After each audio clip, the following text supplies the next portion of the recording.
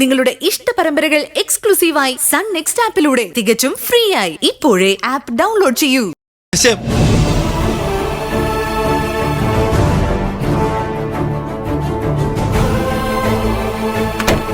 എന്താ ഇതിന്റെ അർത്ഥം? എന്താ അവന്റെ പ്രശ്നം? ഇപ്പൊ ബോധ്യായില്ലേ എല്ലാവർക്കും? അവൻ പോയത് ആതിരയുടെ വീട്ടിലേക്ക് തന്നെയാ.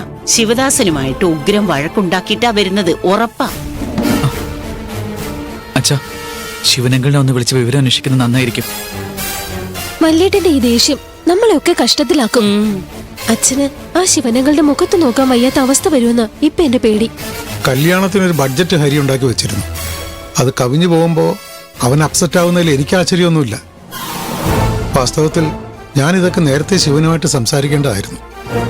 ആതിര ഇങ്ങോട്ടാണല്ലോ വരുന്നതെന്നുള്ള സന്തോഷം കാരണം ഞാനിതൊന്നും പറഞ്ഞില്ല. എന്റെ ആ തെറ്റ് തിരുത്തണം, ഇന്ന് തന്നെ തിരുത്തണം. അത് പെട്ടെന്ന് തന്നെ വേണോ അച്ഛാ? അച്ഛൻ അങ്കിളിനോട് നേരിട്ട് പറയാൻ മടിയാണെങ്കിൽ ഫോണിലൂടെ സംസാരിക്കാമല്ലോ. അങ്കിളിനെല്ലാം മനസ്സിലാവും. നിങ്ങൾ അത്രയ്ക്കും അടുത്ത കൂട്ടുകാരല്ലേ. യവൻ അവിടെ പോയിട്ട് എന്തൊക്കെയാ പറഞ്ഞിട്ട് വന്നതെന്ന് ആർക്കറിയാമേ? സമാധാനത്തെ ചോദിച്ചാ അങ്കിൾ എല്ലാം പറയൂ അച്ഛാ.